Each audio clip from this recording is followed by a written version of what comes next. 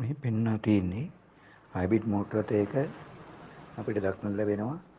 Hybrid කියලා ගහලා තියෙනවා. නැත්නම් සමහර හයිබ්‍රිඩ් මෝටර රථවල ගහලා තියෙනවා පිටිපස හයිබ්‍රිඩ් සිනර්ජි ඩ්‍රයිව් කියලා. සිනර්ජි කියන වචනය ඒ තේරුම තමයි go before කියන තේරුම. ඒතර go before කියලා කියන්නේ ඉදිරියට යන්න කියන එක. නැත්නම් පෙරට යන්න කියන එකේ තේරුම තමයි පෙරට යන කියන එකේ තේරුම තමයි හයිබ්‍රිඩ් දෙමුහුම් වාහනයේ දෙමුහුම් පෙරට යන කියන අර්ථය තමයි මේ හයිබ්‍රිඩ් සිනර්ජි ඩ්‍රයිව් කියන එකේ තේරුම. මේ සිනර්ජි කියන වචනය ලැටින් වචනයක්. ඒක තමයි ඉංග්‍රීසියෙන් කියනකොට මේ ලැටින් වචනය go before කියන තේරුම තමයි ඉදිරිපත් වෙන්නේ. ඒ තමයි මේ බැජ් එකෙන් ඔබට අදහස් වෙන්නේ මොනම හයිබ්‍රිඩ් මෝටර රථයක පිටුපස හයිබ්‍රිඩ් කියන බැජ් එක ගහලා තියෙනවා. නැත්නම් වාහනේ දකුණු පස හෝ වම් පස ෆෙන්ඩර් එකේ මේ හයිබ්‍රිඩ් කියන වචනය ගහලා තියෙන එකෙන් හයිබ්‍රිඩ් මෝටර රථයක් කියන එක ඔබට දැන හඳුනා ගැනීමට පුළුවන් වෙනවා. මම මේ ඔබට කන්ටෙන්ට් එක කියලා දාලා තියෙන කන්ටෙන්ට් කියලා කියන්නේ අන්තර්ගතය. ඒ අන්තර්ගතයේ මම ඔබට ඉදිරිපත් කරන්න බලාපොරොත්තු වෙන කොටස් ටික තමයි මෙහි දාලා තියෙන්නේ. ඒක පළවෙනි එකේ සඳහන් වෙනවා why hybrid technology is necessary. ඒකේ තේරුම තමයි ඇයි හයිබ්‍රිඩ් තාක්ෂණය අවශ්‍ය වන්නේ. නැත්නම් සුදුසු වන්නේ. දෙවෙනි එකේ ඒ කන්ටෙන්ට් එකේ තියෙන දෙවෙනි වාක්‍යයේ තියෙනවා what made Toyota introduce hybrid vehicle. ඇයි Toyota මෝටර රථයක් නිෂ්පාදනය කරලා ඉදිරිපත් කරේ දෙමුහුම් වාහනයක් විදිහට කියන එක තමයි දෙවෙනි එකේ තේරුම. ඊට තුන්වෙනි කන්ටෙන්ට් එකේ සඳහන් වෙන්නේ types of hybrid system. hybrid system වර්ග. එහෙම නැත්නම් දෙමුහුම් වාහන වර්ග. ඒකට ඉන්ක්ලූඩ් කරලා තියෙනවා අන්තර්ගත කරලා තියෙනවා THS කියන hybrid system එක. THS කියලා කියන්නේ Toyota hybrid system කියන එක තමයි THS කියන එකේ තේරුම. ඊට හතරවෙනි වාක්‍යයෙන් කියවෙනවා කන්ටෙන්ට් එකේ the history of the Toyota hybrid system. කියන්නේ hybrid system වල ඉතිහාසය. ඊට පස්සේ පස්වෙනි වාක්‍යයෙන් කියවෙනවා කන්ටෙන්ට් එකේ තියෙන THS operation and main components. මම ඉස්සෙල්ලා ප්‍රකාශ කරා THS කියලා කියන්නේ Toyota hybrid system එකේ ක්‍රියාකාරීත්වය සහ ප්‍රධාන උපාංග. ඒතර ඒ උපාංග මෙතන දාලා තිනවා පල්ලෙහෙන් පළවෙනියට ඉදිරිපත් වෙනවා hybrid transaxle කියන උපාංගය. දෙවෙනියට දාලා තිනවා 12 volts battery and HV battery. 12 volts battery කියන්නේ වෝල්ට් 12ක බැටරියක් සහ HP කියලා කියන්නේ high voltage battery.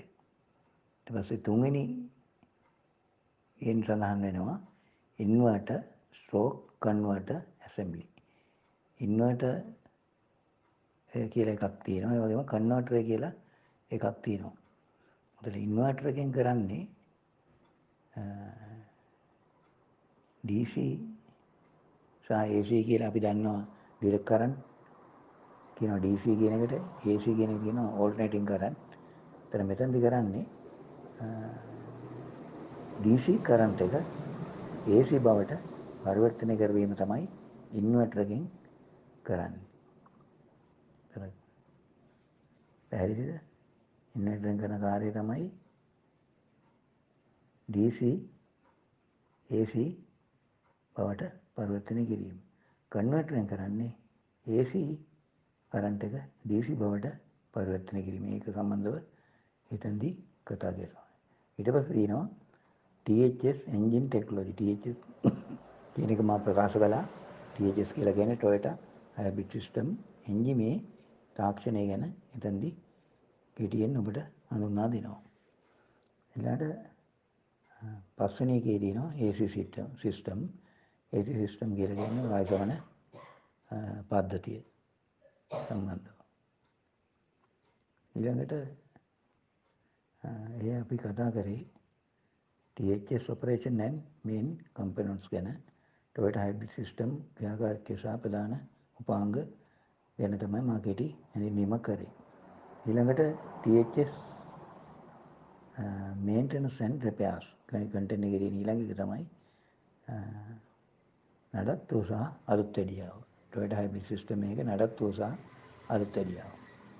ඊළඟට content එකෙන් සඳහන් වෙනවා emergency response. අදිසි අවස්ථාවකදී මොනවද කරන්නේ? ඊළඟ content එකේ සඳහන් වෙනවා warranty for THS. කියන්නේ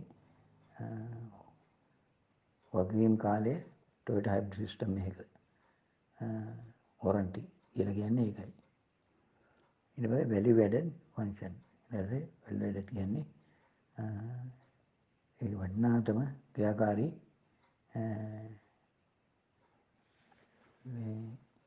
තත්ත්වයන් විස්තර කරන තත්ත්වයන් ගැන තමයි එතෙන්දී කතා කරන්නේ.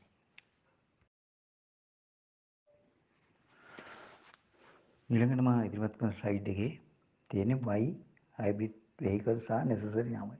ඒකේ තේරුම තමයි ඇයි දෙමුණු වාහන මේ කාලේට යොදාගන්නේ සුදුසු වන්නේ. ඒ කියන්නේ දෙවෙනි වාක්‍යයේ කියවෙනවා expansion of automobile market. ඒ කියන්නේ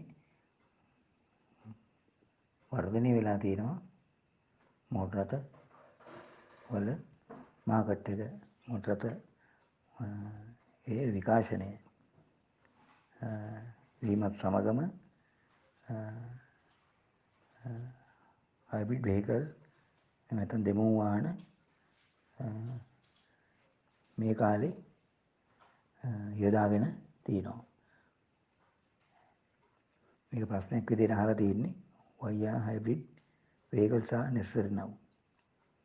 ඇයි දෙමුණු වාහන මේ කාලේට සුදුසු වන්නේ කියන එක. ඒකට හේතුව තමයි දාලා තියෙන්නේ expansion of the automobile market. automobile market එක expand වෙලා තියෙනවා. වර්ධනය වෙලා නැත්නම් ප්‍රසාරණය වීමක් වෙලා තියෙන නිසා ඒකේ හයිබ්‍රිඩ් වාහනවල අවශ්‍යතාවයක් ඇති වුණා. ඒක මහා ඉතිහාසයේ සිටම මුලින් ඔබට විස්තර කළා. මෙම ස්ලයිඩ් එකේදී උඩ සඳහන් වෙන්නේ why are hybrid vehicles necessary now? එතකොට මේ දෙවෙනි එක තමයි ඇයි හයිබ්‍රිඩ් වාහන මේ කාලේට සුදුසු වෙන්නේ. එතෙන් දාලා තියෙනවා increase in energy consumption. ශක්ති හානිය වැඩි කරන්න තමයි මේ hybrid vehicle මේ කාලේට සුදුසු වන්නේ. increase energy consumption.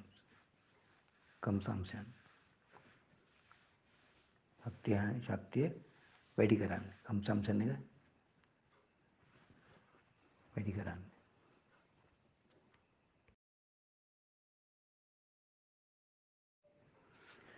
මෙන්න සයිට් එකේද කියලා තියෙන මුල්ම වාක්‍යයේ why are hybrid vehicles are necessary now? ඒතර මේකෙදි හේතුවක් විදිහට සුදුසු වන්නේ ඇයි කියන එකට හේතුව තමයි මිහිතලේ උණුසුම් වීම සිදු වෙනවා කාබන් ඩයොක්සයිඩ් වැඩිවීම හේතු කොටගෙන. ඒක තමයි මේ රූපේ බලන්න ප්‍රස්තාරයක් දාලා තියෙනවා CO2 concentration එක තියෙනවා දකුණු පස.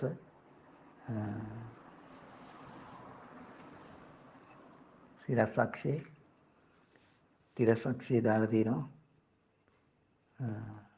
වර්ෂ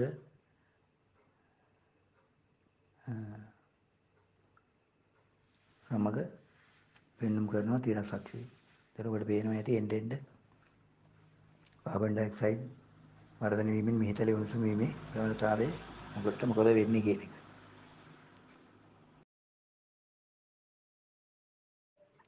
මෙම ස්ලයිඩ් එකේ ඊළඟ හේතු විදියට අහලා තියෙන්නේ. ඒත් අහලා තියෙන මුලින්ම why are hybrid vehicles are necessary නම්. ඇයි හයිබ්‍රිඩ් වාහන මේ කාලේට සුදුසු වන්නේ? එතන ඉදිරිපත් වෙනවා දකුණු පස රූපයේ ඔටෝමොබයිල් එක්ස්පැන්ෂන් එක පෙන්නනවා. වම් පස පෙන්නනවා රවුමක කාබන් ඩයොක්සයිඩ් ග්ලෝබල් වෝමින් උණුසුම් වීම මීතල උණුසුම් වීම නිසා ඇතිවන දේ.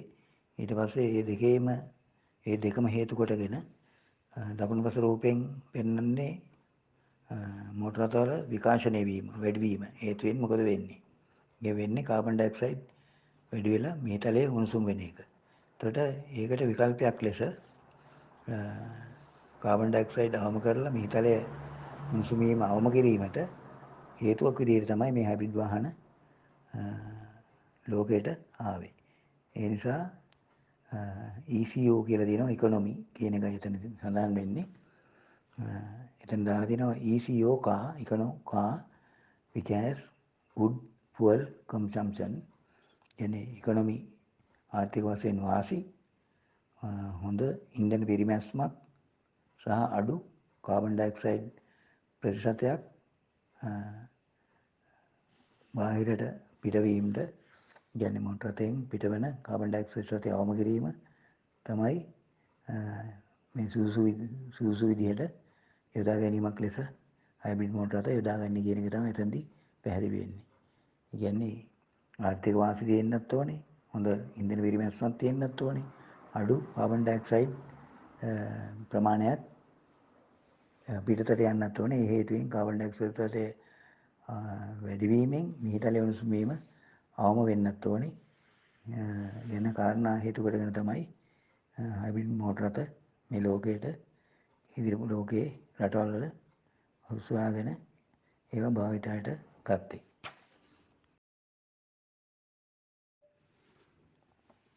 මෙතෙන්දිත් මේ ස්ලයිඩ් එකේ දාලා තියෙනවා. එයි හයිබ්‍රිඩ් වාහනයක් මේ සුසු වන්නේ මොකටද කියන එක. එතෙන්දි දාලා තියෙනවා hybrid technology is the core technology for developing ultimate eco car. මේකේ තේරුම තමයි hybrid තාක්ෂණය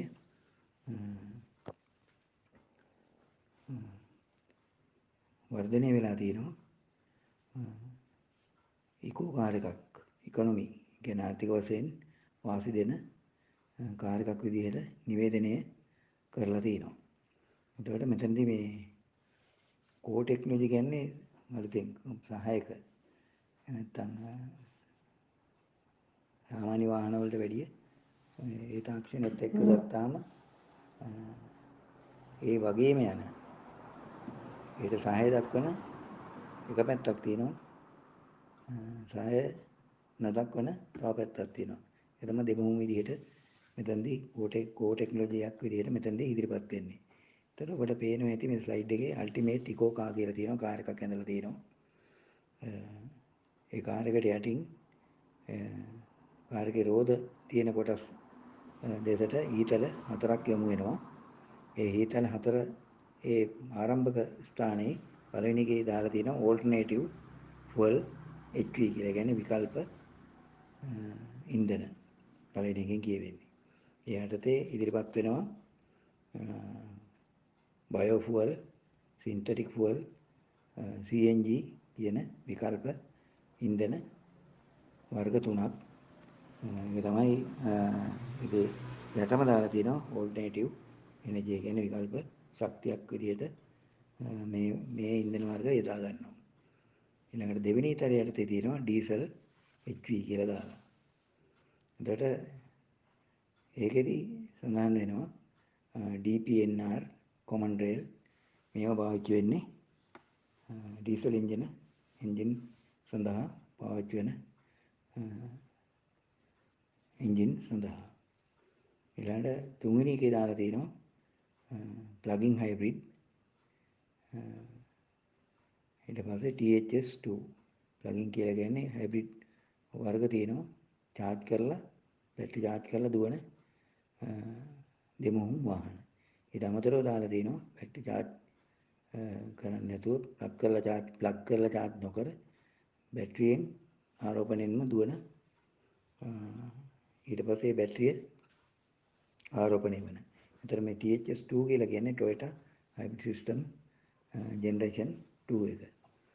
එතකොට ඒකෙදි තමයි හයිබ්‍රිඩ් ටෙක්නොලොජි එක පාවිච්චි වෙන්නේ. එතෙන්දී දාලා තියෙනවා ඒක පෙට්‍රල් වලින් ක්‍රියාත්මක වෙන්නේ. D4 කියලා දාලා තියෙනවා, lean burn කියලා දාලා තියෙනවා, VVTi කියලා VVTi කියලා දාලා තියෙනවා. ඒ කියන්නේ fuel injection පෙට්‍රල් වලින් ඉන්ධන වලින් පාවිච්චි කරන මෝටර රථ